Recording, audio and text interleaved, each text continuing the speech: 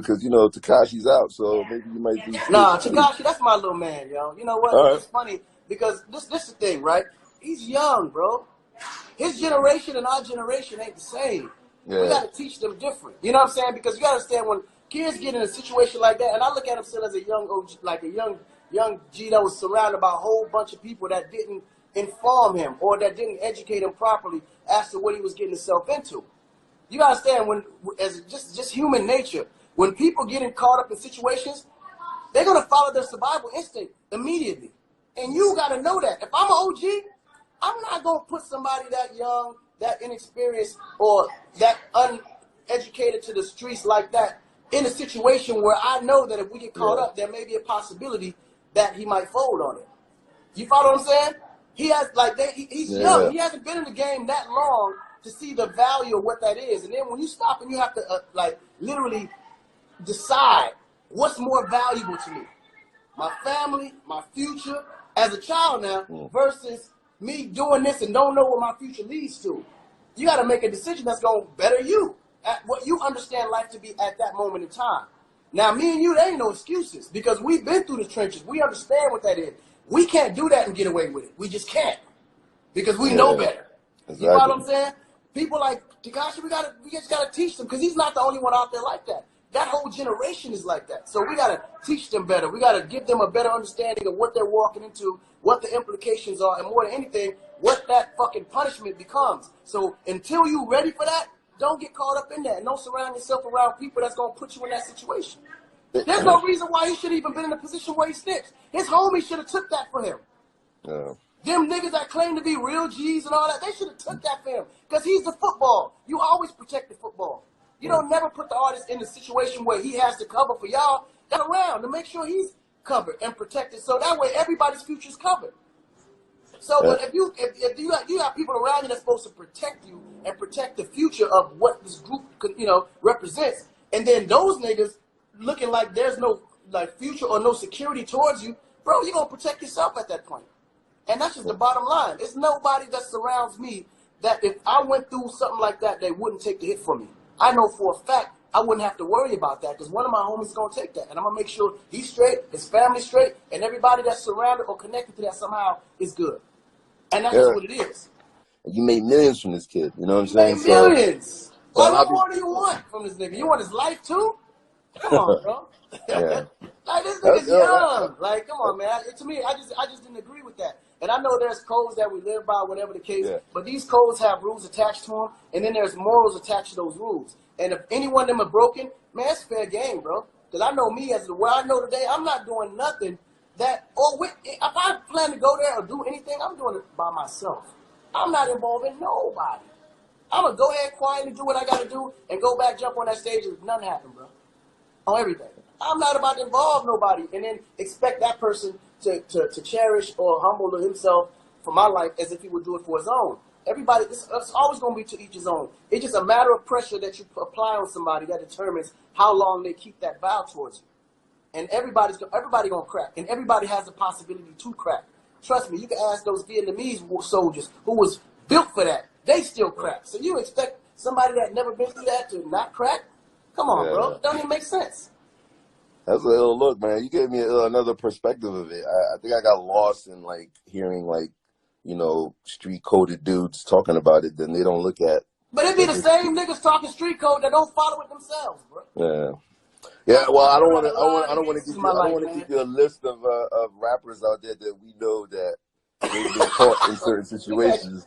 And that you see them all the time. But the shit that's crazy. A lot of them.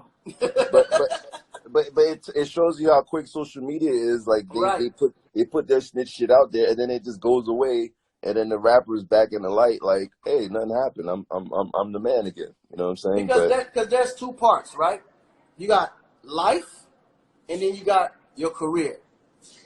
Don't ever mix your life with your career. The only part of life that you allow to be a part of your career is what you stand for as a person, as a man. And as a brand, because that also attaches to you as a person. But don't ever mix the two. You have to have your life completely separate from your career. Period. So guess what? When your life is in the shambles, focus on that career. when your career is in the shambles, that means your life needs to be fixed. Either way, they go hand in hand, but they move parallel, but you cannot put them together. This is why a lot of rappers don't live to see the success, because they involve their personal life too much into the business. Yeah. Well, you need to write a book on that shit, man, so these idiots can read that shit, man, and learn. It's You know common what I'm saying? sense. Man, it's common sense. That's like involving family in business without teaching them first. Just because they family don't mean they should be a part of your business. But if they understand what business is, they done went to school, they understand their role, they come and bring something creative and valuable to the situation, then it's valuable for your family to be there. But half these Jewish people that's out there, they train their family to take the company over. They don't just say, oh, that's my son, take it over. No, they walk them through the process from childbirth. They teaching them what the next steps are to keep the family legacy going. African Americans, Africans, Haitians, anybody of minority of color, unfortunately, we just don't bring our kids up like that. We need to start. We need to start bringing them up with what we do and giving them the blueprint to what we're doing, so that way, if God forbid anything happened to us, they can take it over. You know what I mean? Because family businesses is what makes sense at the end of the day. That's how you keep your legacy moving, and the generation that come behind you don't have to struggle. But you got to think about that now. Are you gonna download his album when he drops it? Huh? You gonna get Tekashi's album? Man, I'm a feature on that record. I'm a feature. Matter of fact, I'm about to call Tekashi right now and say, yo, T, what we doing? I'm about to get on that record. hey, listen, who? I'm me, nigga. What you gonna do? You can't beat me up. I'm getting on that record. Man, listen, that record probably be the hottest record that dropped this year because of all that just think about all that surrounded this record. Even if you don't like them, you're going to get it downloaded just out of curiosity. But believe me, Tekashi got my support, bro. That's a good we got to teach them, though. We got to teach them. We got to be there for them, man. We can't just pull, a brother down when they down, or kick them even harder when they down. That's the problem that we go through, because some of it come out of jealousy or envy, whatever the case. Because he did blow up kind of fast, but people that blow up that fast ain't always luck. That kid is smart. He's super smart. Somehow he figured it out, because that algorithm that he had the whole world screaming his name. So he knows something. He ain't dumb. He understands the system now. So believe it or not, if it all plays together, it's God's will. And that's how I see it. This is God's will. I can't let man judge him, or judge me for that matter, for doing what I think is right. I like the fact that you don't give a fuck too, AKON. Man, fuck these niggas. I'm going to check the record. Before you go, that's my dog. I'm jumping on it. but 50 a little different, because 50's clever. Yeah. 50 came up under the controversy, but then he also knows how to, he remind me of Trump in a lot of ways. He'll shake you up, and then he'll come and pat you on the back and give you a gift. You know what I'm saying? So, yeah. but the thing is, he's such a good dude and super loyal. From what I've known him and being a friend with him for so many years, he's just he understands that this is just entertainment. Like, he don't never take it beyond entertainment. No matter how crazy or how serious it may look to be, he understands that this is still entertainment, and he does it in fun. Now, he don't do it with no malice in his heart, but I think sometimes the victims or the people that he chooses to get on, they may take it on a personal level, and the whole time, if you notice, he just be laughing at him. Because in his mind, he's like, man, it's just entertainment, bro. Like, really? You know what I'm saying? But don't get it wrong now. If you run up on him now, he going to handle his business. But that ain't his intent. That ain't 50's intent, man. 50's, man, he's super cool, man. It's funny, because even back then, you knew about him getting blackballed and all that, and then you see why he's like that. A lot of people don't understand, a lot of people don't know his history. They don't know the history. There's a reason why he was on all those guys' necks, because, a lot of niggas was hating on him. Like, a lot of people hated on him. They try to stop the channels that he tried to walk through. They try to blackball him. So he had to make it his own way. Like, he literally went the mixtape route, dissed everybody, just to let everybody know I'm out here by myself. I'm going to make this with or without you. And I think that attitude is what propelled him to where he is today. As long as you don't get on his Instagram and he just calls you out, man. Right. Right. You know me, I'm going to stick Michael Blackson on him. I'm like, yo, Blackson, get 50, man. They can talk about me, man. Hurry up and get this motherfucker.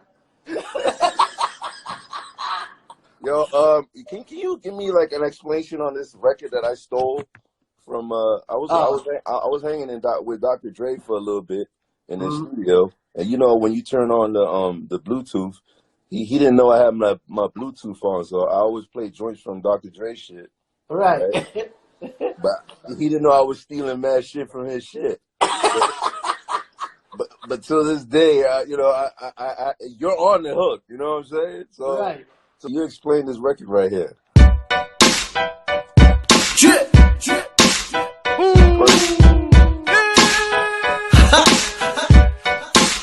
Testing 1, 2, 3. Testing 1, 2, 3. Convict music. Testing 1, 2, 3. See, every day I'm on a block, man. 9mm on the waist and a Walkman. Your boy can't stop clocking. Tried to leave the life and came back again. Trying to make a little change, but trouble seems to follow me everywhere I go, man. Find myself doing the same thing. If I don't change, I'll be right back again. That was when we was all waiting for that Detox album. So oh my God! I was submitting records constantly. So I did so many records for that album, man. It's just crazy. Hey, yeah, I think I might have did about at least 25 records around that time for Doc.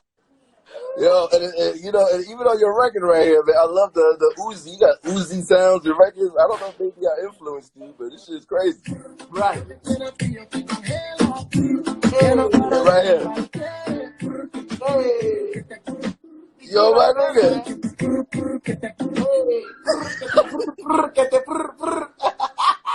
En mi cama no me vuelvo loco si tú me faltas, no tengo nada. En mi cama This is crazy right here, yo. Serious?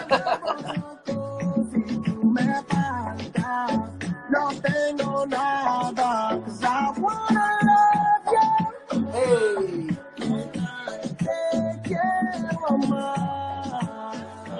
That shit hard right there. Yeah, that's that Quiero Madre with my boy Pitbull right there, man.